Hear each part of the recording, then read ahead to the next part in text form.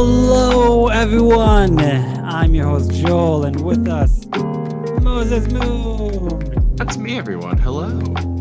We are spoilers, obviously. Spoilers, obviously. And I just noticed I totally messed up the opening. Oh, that's okay. Yeah, I didn't even notice. Anyways, what's up? Hey, man. It's all good. I'm living the life, living the dream. How about Nice. you? You I'm and your brokenness. me and my brokenness. Let's see. So I have time to be with my family, so I'm spending time with my family. All right. Check. Catching up on I don't know, movies, TV shows that I didn't catch up on. Reading books. I'm about to finish.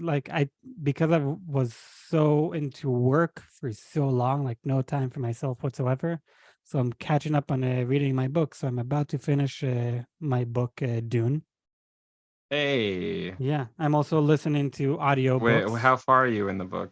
How far am I in the book? I Yeah. finished the first movie, like the movies, part one, and later So this you're year. halfway through the book. Oh no, I'm not halfway through the book. The part one movie is 340 pages in out of I guess out of 550. fair enough. I mean, it So does catch up. Yeah. I so I mean, you just met the Fremen, and you're about to go into their siege, so um more or less. more or less, yes. Yeah, I didn't like just meet the Furman, but yeah, now I'm in the village, so to say. Yeah, Yeah. I feel you. So now everything that I'm reading is completely new to me. Like it's not like something I've seen in the movie. So it's Yes. it's it's becoming fun. Later this year, yeah, Dune Part 2 will come out. And that's exciting. I really hope they'll do all 6 books. That would be amazing if they do.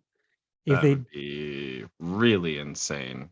if they do just the first book and that's it, I'd be like, guys, you have to do everything else. Yeah. We will I don't obviously. know. They get pretty out there, so I know worm people. I know that Dune is the number one sci-fi book of all time till this day. For sure. Yeah. Yeah, but I don't know if you're already starting something, finish it properly. I Unlike guess unlike the author, he decided to die rather than I finish wouldn't the mind series. part one, part two, and then the movies, and then make a in-depth series by the same director going into the other stuff, because you have a lot to flesh out, and that's a lot of material, and I think it would fit. It feels by the time you start the second book, some of the dialogue feels more series oriented. You know what I mean? Okay, interesting. Yeah, that's just my take on it. You don't have to believe me. No, I believe you. I'll once I get Don't there, believe me. I'll believe you. There you go. I'll believe you blindfoldly. Oh, nice. Yes. Thank you. Great. Yes. Anyway, so yeah, I'm also doing a little audiobook. You gave me The Wheel of Time, so I'm Yeah, about 2-3 hours into the first book of The Wheel of Time out of like 30 hours. that's what I'm talking about. Yes, out of 30 hours out of 15 books. So I have I have a long way to go. Hey, man, Yeah. it's worth it. I heard that The Wheel of Time only really gets better by book 5 or book 7. Like that's when it really catches on and it gets really good. And if that is the case, like I would say the overall story of what the momentum is happening is more or mhm, less that. Because the first bits are like, oh, what are we doing? But at the same time, the first bits are not just what are we doing, it's who are we? Is characters are established, mhm. and then they're built upon, and then the next part, things start changing for them, which send them into the directions that in particular become more interesting, or their storylines and how it all weaves together in the grand narrative, and it's fantastic. But you need the beginning, so I don't Mhm. know. There's different camps that sit. one way or another. I enjoyed the beginning. There's certain things like I think one of my favorite books of the series is like the third book. So you know, but at the Okay. same time, there are defining moments, things that happen very particular to particular characters, and without these moments in the beginning, by the time we get to the end, you're like, what the hell? Okay, well, I can't wait till I get to that point of There you go. the series. Either way, I love books. I'm scrolling on the. I know we're not really talking about the subject right now. We will get to the subject, but We right will. now, We got time. yeah, we get time. We're can mess around. Plus, Yeah, they're choosing to listen to us, so yeah. there. Anyways, I notice that throughout the years, I love books, and it has nothing to do with even reading them. There's certain books I'm okay with collecting and never read them. And I'm scrolling Right. on Instagram and on, all these, accounts about books, they talk about books and all that. And one of them said there are two kind of book people. There's a bookworm and a book Mm-hmm. dragon. The Mm. difference between a bookworm and a book dragon, a bookworm, everyone knows, reads a lot, constantly goes through books constantly, just reads them and memorize, like knows everything about what they read and just goes through many, many books as fast as it doesn't need to be as fast as they can, but basically they are book smart, just read through the books. That's a All right. bookworm. Okay. A book dragon, Yes. dragon loves to hoard stuff. A book Yes. dragon is someone who hoards books, and they But don't doesn't necessarily necessarily read and them. doesn't necessarily read them. That's and fair enough. and I notice, like, I think I'm a book dragon. I would love to have a room full of books all over, and I don't necessarily want to read them. Like That I yeah. want the entire collection of Tolkien. I want the entire collection of Dune. Well, I have the entire collection of Frank Herbert's, just 6 books. I want Right. like all of Harry Potter books. I want the Wheel of Time. There's a certain books edition that I showed you. I really like. Like, it looks amazing. I don't know. So I noticed I'm more of a book dragon than a bookworm. I do Mhm. enjoy reading my books, but it's like, yeah, I'm a book dragon, and it's I think it's fun to call myself a dragon. Yeah, why not? It sounds powerful. It's Fucking awesome. self-empowering. It's great. It's perfect. Yeah. The only problem is dragons are also lazy as fuck. Depending on which variant and culture you're looking at, Well, yes. if it's a dragon that hoards, so what do? They make sure no one steal what they hoarded, which means they lay Mm. down and do nothing all day. So I might I be a dragon, but I'm mean, a lazy ass maybe. dragon. Fair enough. Yeah. I'll give it to you. What about you? What category would you put I yourself? feel like I sit in between the two worlds. Like, it's been a while. I choose not to own many things, or at least physical things these days, because just life and how one lives in this country. If you have to move, it would be more expensive and just a hassle to round everything up and then, put it down. However, in the past, I've definitely made myself a library shelf plus to house the books. Now, most of those books I have read, so it's like a bit of a bookworm, and these are my personal collections. And then there are books that typing of books where I've read through little bits, but so it's like this half bit of like, okay, you have a lot of books that you just have just because, but then the other bit is like, okay, well, I've read a chunk of them. So it's like, all right, half worm, half, or you could just worm with a Y, just a worm dragon. a well, if you think about it, a worm is a dragon with no wings. So, you know, Correct. But yeah. that's again, that's spelt with a Y, not with an O. Mm, got it. Yeah. Okay. So I would love to also make a podcast about books, but that'd be a book club kind of thing. Be And as we very just challenging. very challenging, but as we figured out, I'm a book dragon and not a bookworm, so I will not be productive in that kind of subject. Professional reader. Yes. Anyways, I think we blabbered enough. Yeah, fair Let's enough. let's get into the episode. Let's get into it. Let's So, dig our teeth. yeah, Jesus, this fucking episode, amazing. Anyways, so Mm, yeah, we are going to talk about The Last of Us season 1, episode 8, yeah. the cannibal episode, and Yeah. in my point of view, maybe even the best episode. That this I'd love to episode, hear your thoughts why it so resonated with you. first of all, I totally got a Game of Thrones feeling out of this, and Bella Ramsey, who is Ellie, Yeah. she is from Game of Thrones. Anyways, we start the episode with Joel all ill, and Ellie needs to get medicine for him, and the fact that this entire episode was just Ellie, it was Mm, her alone, and you would think the one person that needs to be there for her and help her and protect her, he's not there, so now she needs to protect herself. Is she capable of doing that? And we find out by the end of the episode, yes, she is. And it's just a roller coaster of emotions, of like anxiety and fear, like what the fuck is going to happen. And I just enjoyed every minute of it. It was absolutely amazing. Like, oh, all like, right. oh my god, yeah.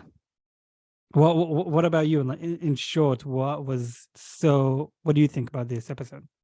I thought it was a good episode for sure. However, it felt a little bit tropey, and because I know what's going on in the game, more or less the overall story, the stakes weren't that high. I know that Ellie's going to survive this, so that was that part. Um, but in particular, it's nice to see Joel back to on his feet, kind of deal. Um, I mean, like, it wasn't the most gripping for me. I don't know. It was cool to see some of the action and whatnot and the intrigue, but like it was kind of like bound to happen. We'd run into these characters, which felt like super tropey, and of course it was tropey even more so because the head of this group is a religious guy, so it was just kind of like, ugh, we've seen this before. So I was, called it a million miles away, and I was like, all right, cool. I was just waiting for the episode to end, and I like seeing Joel like kick ass. So when he was like coming to and being able to defend him for himself again, it was like, all right, that's badass. And then, of course, at this point, because of what Ellie had done for him and the connection over throughout the series, it was nice to see him act on that. And because he cares, he's starting not afraid to admit it now, and like basically fuck shit up, stabbing the guy in the leg and twisting it, and you better point on the map the same as your buddy did. What a That was badass good. fucking scene. Oh my god. That scene was like the highlight for me. Other than that, yeah, I'm not quite sure. I haven't determined whether I find Ellie annoying, or I don't know if there's something that just doesn't click with me for her. But yeah, no. In the overall, this episode was great. It wasn't like, again, in my opinion, the most amazing. However, it was like, okay, okay. And I thought some different things would happen, but we'll get into that as we describe what went on. Okay. So we start the episode with Ellie, helping Joel, and Mhm. then she goes to hunt because they need food. And she finds a deer, she hunts the deer runs away, and that's when she runs across what the people, fuck, I forgot their names. Sh- She gets it. She gets the deer. it runs off and dies. But then Yeah. in the was she's tracking it, the guys from the town, which like the priest and his David, right hand man, David and James. James, yeah. I think it's James. James. Yeah, yeah. David and James. So yeah, she runs it to David and James. They David, had happen over the deer at the same time, and they're like, yes, "Oh, should we just take it?" I don't know. exactly. So David is the head of the group, and then James. Do you recognize James? No, I completely. Uh, who is he? James is Joel from the video game. Oh, okay. Interesting. We actually had several cameos in this show, From the and video game. from the video game, yes. With the same thing happens in episode 9. Same thing happens with episode 9. We also, I think it was episode 5.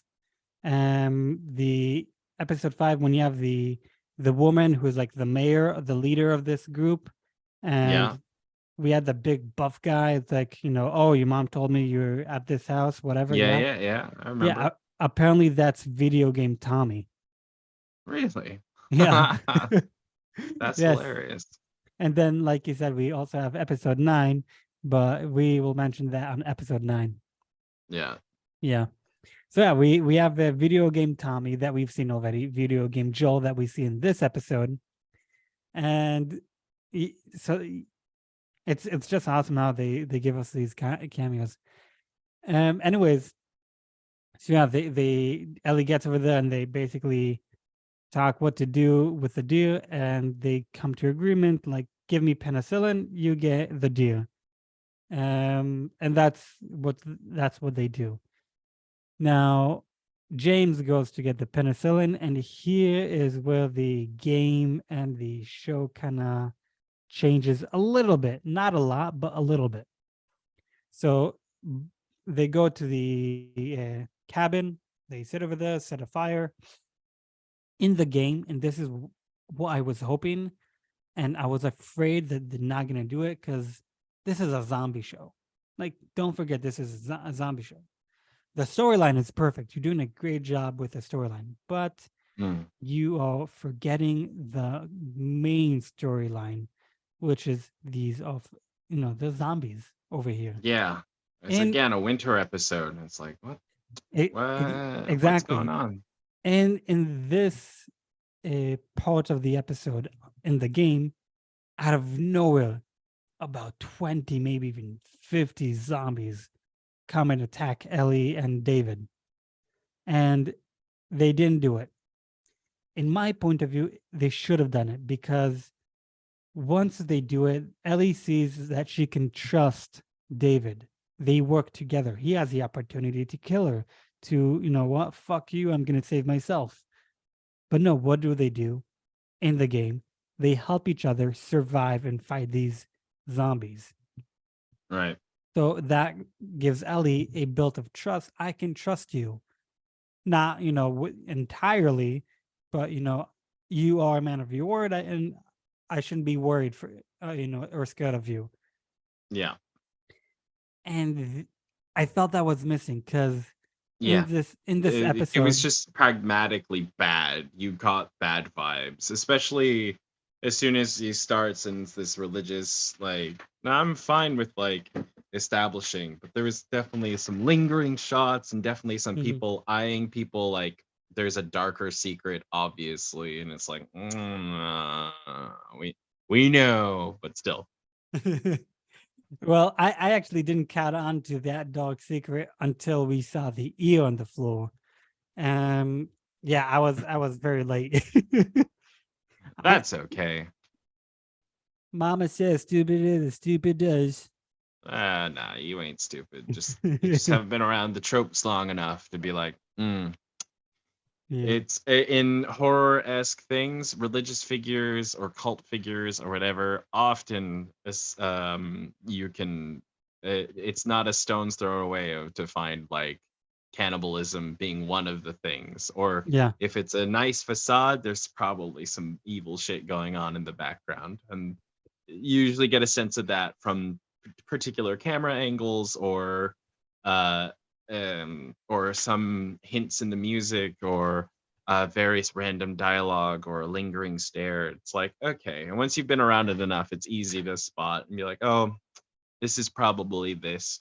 It's usually a nice subversion of, of genre or whatever, when that's not the case, and it's, whatever. But they because they had one episode, I guess you got to like stick to it, like stick to your guns on. They're like, yeah, no, you either know this or not. It's, you Mhm. can't build it up any longer to be like, oh, a sudden twist, they're cannibals. Oh, I trusted you. It's like, no, you didn't have enough time for that. Well, Maybe. well, on one hand, I think it was episode 2 where they started the journey, and they said like there were a lot of worse things than the cordyceps out there. It's Yeah. like like what like people. There's the raiders, rapists, cannibals. They did say these. It's Yeah. like, and we've seen all of them, but cannibals. We haven't seen cannibals, but now, like that's when we see But the the real cannibals. question is, do we really want to see that? Because we came for the cordyceps. We came for the infected. Exactly. So this was my problem. Like I have no problem that they showed us the cannibals. It is a part of the game. We do also see the cannibals a part of the game. For It's sure. the only thing that we don't see a lot of is the cordyceps. Like, well, we've seen a lot of cordyceps up till episode 5-ish, Hmm. and then nothing. I don't know why they thought they decided to, like, okay, like maybe there's more human intrigue, but we didn't come for human intrigue. We know about that. The Walking Dead is, we've had enough of that. Mhm. Give us more zombies. Give us more, I, I craziness.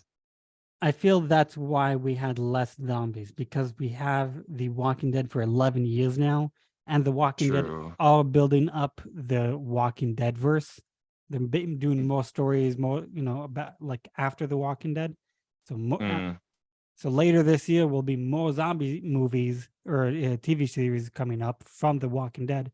So I feel like they wanted to like not be too similar to The Walking Dead, so they put less I zombies. guess, but the zombies are so different, especially in how they roll and like what we were introduced to in episode 6. No, was Mhm. it? What was that two-parter? It ended on episode 5 or 6. What it ended on episode 5? Yeah, 5 and 6. No, 4, 4 and 5, right? 4 and No, 5. 3 was that. Then 3, yeah, yeah, okay, yeah. 5 is the one where we have the big end. yeah, However, with the bloater. yeah, see, that's the thing is like this is what you call a Chekhov's gun. So you don't walk onto a scene with a gun, a loaded gun, like hanging on a wall without it being used at some point during the story. Mhm. We just had a town basically implied get overrun. Yeah. And even and people maybe looking at this episode would be like, oh, well, maybe where there's still time. It's never brought up again, ever. Like spoilers, but like that's what it is. And that was super disappointing. The implications of what could have happened or is happening, like we just had the underground explode into the city, which means that like these cordyceps can get, and especially there's a lot of them. We saw it just almost never stopped. As all these guys got like, uh, yeah, overrun. And they're not that far. It was like what from the, I don't know. Regardless, I guess I don't know. Season 2, we'll see it. I don't know. Well, everything about season 2, I'm going to talk about episode 9, because Mm, yeah, yeah. we are a bit late in this podcast about The Last of Us. But yeah, everything about season 2 I'll talk about on episode 9. But no, Okay. yeah, that was what was lacking for me, the lack of cordyceps. But even though the storyline overall was absolutely amazing for me, and also in this episode. I'll So take it. yeah, so we Ellie's trying to divert and run away, and she goes to the back to the her fuck. She goes back to her house. I'm not gonna edit anything. She goes back No, to her house, because David like oh yeah, we are sabotaging you. We have been looking for someone, an old guy with a little girl. Who is you? We have no beef with you, but with him. So now she's like, oh fuck this. So she goes back home where Joel is. The very next day is when they are now hunting her, and she decides to, divert. So she gets on the horse, she runs away. They obviously capture her. Before she does that, she gives a knife to Joel and she says, remember this knife. Like if someone comes, just fucking kill them. And that was like, oh fuck. How will he survive? Like he's drugged. He's also very badly wounded. It's like, but don't worry, oh, he's covered with plot armor. yeah. Plot armor. Yes. Plot armor is the best kind of armor when it comes to the good guys. Yep. So obviously they capture her. She wakes up in a cage. Here's now the other difference from the show to the game. When she wakes up in the cage in the game, you see David cutting up a guy. Like he's Right. like working on a body. So he's like not afraid to show like, yeah, we are cannibals. Compared to over here, he's hiding it. He's not only hiding Well, it I mean, the from Ellie. table is right in front of the cage if you're perceptive. Yeah, but you could also be like, oh, that's probably where they butcher, the deer or whatever. Like if you don't really think about it. Maybe. The other thing is, he's not only trying to hide that they are cannibals from Ellie, he's trying to hide it also from the town, like from the people in town. Yeah, it is a thing.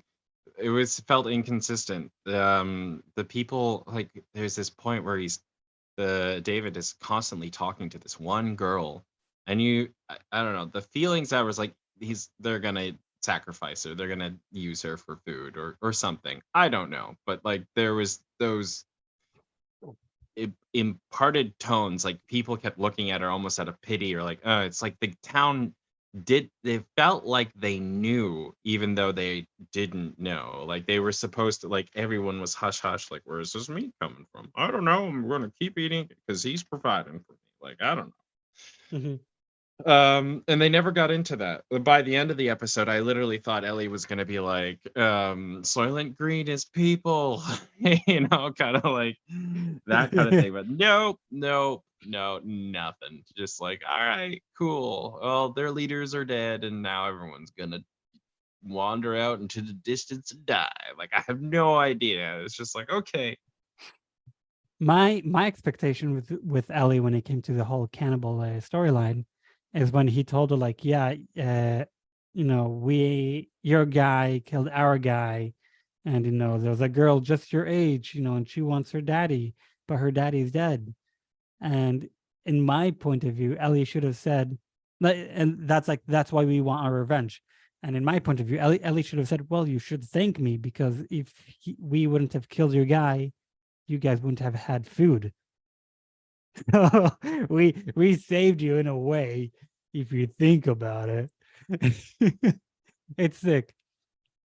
But no, there was another part in the episode where David is, talking with the entire city, and he tells them the situation, and he says they're going to take care of it. And then one girl says like, you should kill them.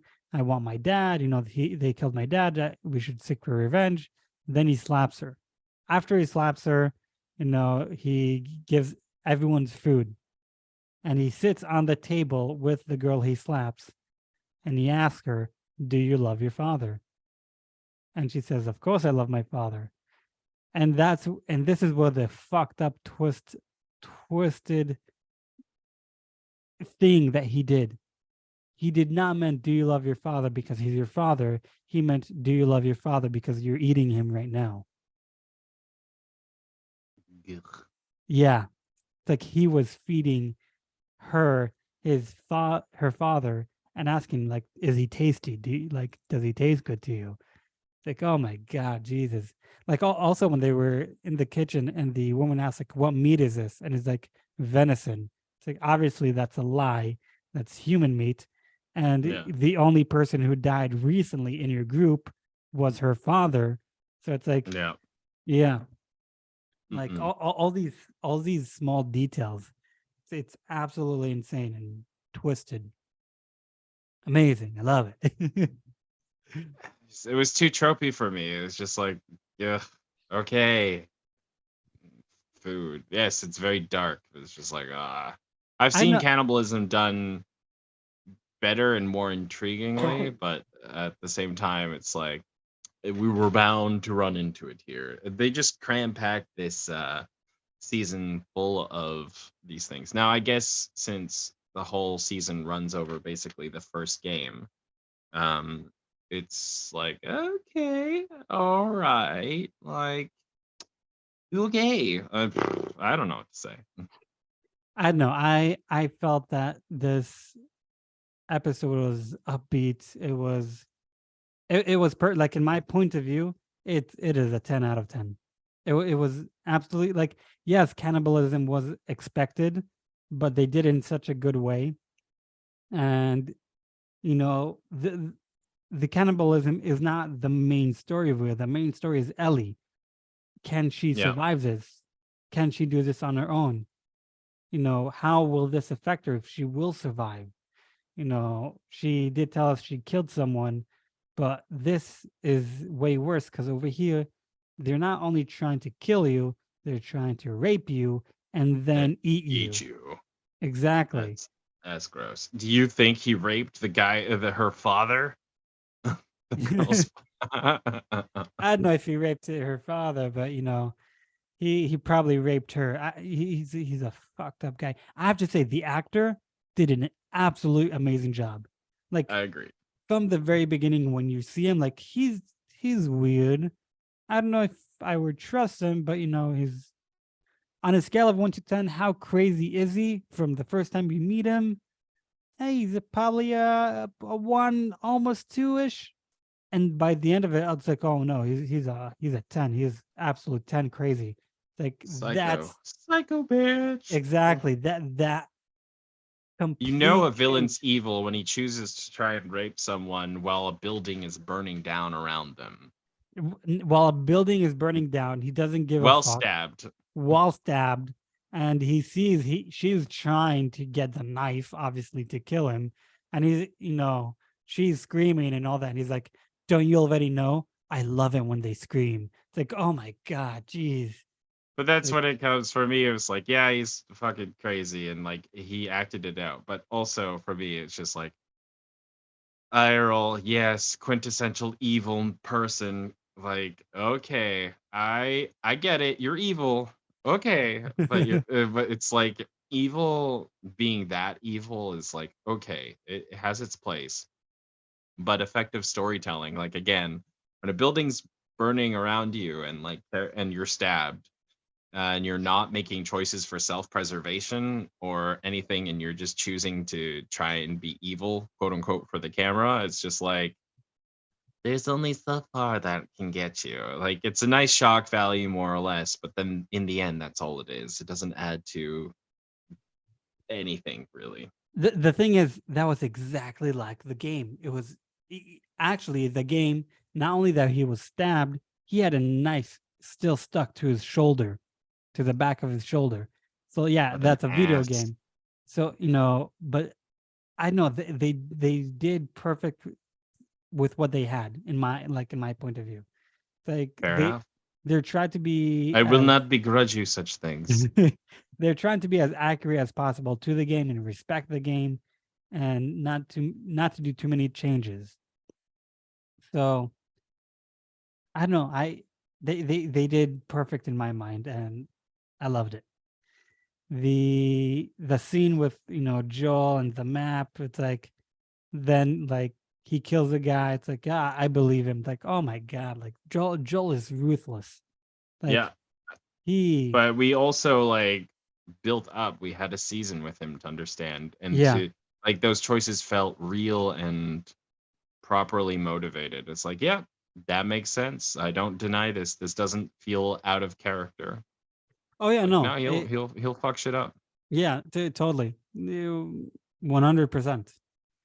But at some point, like, then we see Joel in the town. The building is on fire.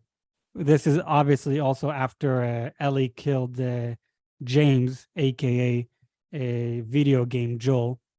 So you could say I was right when when Joel dies, video game Joel dies. Mm, Yeah. So no, so I was expecting like Joel comes and he saves her. So it's like, oh my God, he saved you. Oh, like, but nope. at the same time, I was happy he didn't save her just to show us that she can handle her own if need be. Well, And she had to grow. You can see it oh, psychologically really messed with her. oh yeah, definitely. No, but the way how she killed him, like she takes the knife, the machete, you know, stabbing in the neck, then she gets on top of him and just stabs him over and over and over Big and old over again. cleaver. It's like Yeah. Jesus. The same And knife that she used to deck the James in the throat. yeah, yeah, the exact same knife. And I actually saw behind the scene of how they did that. Oh yeah. So, yeah. So Do yeah, tell, do tell.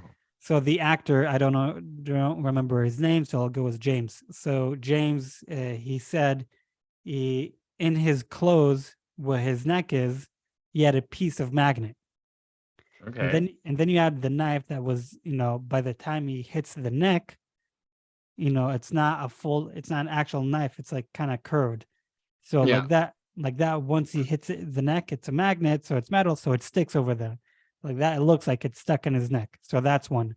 Then you have a piping through his clothes to his neck with blood just squirting out. And he said he had the great time and all that, and it was amazing how they did that. And he said like overall they about used like 4 gallons of blood on him, and he had to change over and over again. Like Jesus, That's hilarious. yeah. No, but Joel, not Joel, James, the actor. Again, that's not his real name. His point of view is very important because he is video game Joel. So they Mhm. wanted to know what he thinks of the show, and Really? yeah. So he said like Ellie, Bella Ramsey is Ellie. She's 100% in his point of view. She's 100% Ellie, no doubt about it. And what he was very curious to know is what did he do different from the show?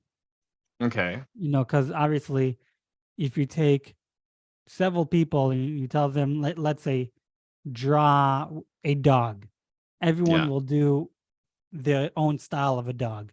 But if you tell everyone, draw Scooby Doo, they will try to be as accurate to Scooby Doo. So that's the Unless difference. they're like an asshole. But yeah, it's a good comparison. Yeah. So unless they're an asshole. Yeah. So he said like he was very curious to see what Pedro Pascal did different and what is the difference between the video game and the show. In the video game, you follow Joel. That's it. You follow Joel. You don't stray away from him. Compared to the show, you can stray away from him for entire episode. You can focus on other characters, and he thought that was amazing, and he loved it. That's good. So, yeah, That's appreciated. I'm glad that it got some of the main cast and crew's approval. And I mean, to be honest, I totally concur. I mean, what the story is pretty straightforward, and I don't. It's really nice. It's always like let's say Lord of the Rings or I don't know, Game of Thrones as well. Season 8 onwards. Like all this stuff where they just veered way off the source material and you're just like I'm almost impressed with how intensively far away you ran away from all of this. Characters and storylines and or like cohesive timelines. Like how did you manage to fuck this up so bad? Um and it's similar with any like of various video game adaptations, but this one is pretty solid. I was surprised. Especially like getting to A to B. They went to A to B, and I was like, huh, okay. Yeah, no, they. Yes, some of them can fuck up, and some of them can do an absolutely amazing job. It's it's fascinating, interesting. Aye, aye. Anyways, so yeah, Ellie kills David. The building is on fire, and she gets out of the building. And this is where I started to tear up like a little bitch. For the first time over a show or a movie, Mm, we see her get out of the building. She takes a deep breath. She walks away, and then Joel is coming from behind her. We see it's Joel, and I started to kind of feel my emotions and the tear up building up. mm. And he grabs her, and she like goes all crazy. And like, no, it's okay, it's me, it's me, it's me, it's me. And she looks at him like, well, how can this be? But and then he just says the perfect line, Yep. and that's when tears started to come out of my, like, I wasn't crying, I was tearing up. Huge difference. Mm. But yeah, he looks at her, he grabs her by the shoulders, and he says, "It's okay, baby girl." And he gives Yep. her a big hug, and that's when the episode ends. And I was like, holy fucking shit. Oh my God. Wow. Absolute masterpiece. Again, the entire roller coaster of this episode of, here's this, ordinary guy that you maybe shouldn't trust, but you can kind of trust him if they were cordyceps and they were helping each other. Okay, you can trust them. But then later, it's like, oh no, he's a cannibal. You should not trust him. He's a complete psycho. Oh fuck, Ellie's on her own. How will she get out of this? He or she killed people. Like, oh my God, now this place, like, she needs to do, like, and then Joel comes and saves her. It's like, oh my God, this entire roller coaster of emotions. And this episode alone was huge. And for me, that's why this episode is a 10 out of 10. And the fact that it was able to make me get to the point where I'm bawling my eyes out with tears. Yeah, you I'm kind of mad. remind me of Chuck Norris, where Chuck Norris admitted he has used stuntmen, but only for the crying parts. Yes. I actually saw that meme today. Yeah, same. I guess it was making the rounds. I saw it today. Like, oh my God. Yeah. That's solid though. Yeah, all around, like my complaints, but the overall pros of what it accomplished for the story and for Ellie's character, and for Joel to bring them into this moment was beautiful, and I was like, I dig it. I was happy. It was nice to see them finally reunited as strong leads of the show, and I was like, all right, I'm looking forward to the finale and where this is going. Okay. Yeah, Well, that's that. even though I know you're not so crazy about this episode, what would you give this episode? Yeah, solid 8. Yeah, 100%. It's up there. It's not bad at all. Okay. Again, just tropes are tropes, and they're tropey for a reason. Tropity trope. Bop. Yep. It's Okay. what made Wheel of Time, the reincarnated version of Wheel of Time, really bad. Also, just because the departure from the material, which was already complicated, but it's just But anyways, the point is, yeah, this was fine. Like, it was used for what it was used for. That's fine. Okay. Awesome. Yeah. So yeah, I believe we more or less got to the end of our episode for today. I am your host, Joel, and with us, Moses Moon. That's me, everyone. I'm Moses Moon. We talked about The Last of Us Season 1, Episode 8. much. Give us 5 stars on Spotify and everywhere else. I'll put the link for the Hebrew podcast in the bio and Moses' Instagram radio show as well. And Well, thank you. other stuff probably. And we are spoilers, obviously, and we'll catch you guys up on the next episode. And until then, bye. Get out of here. You fool.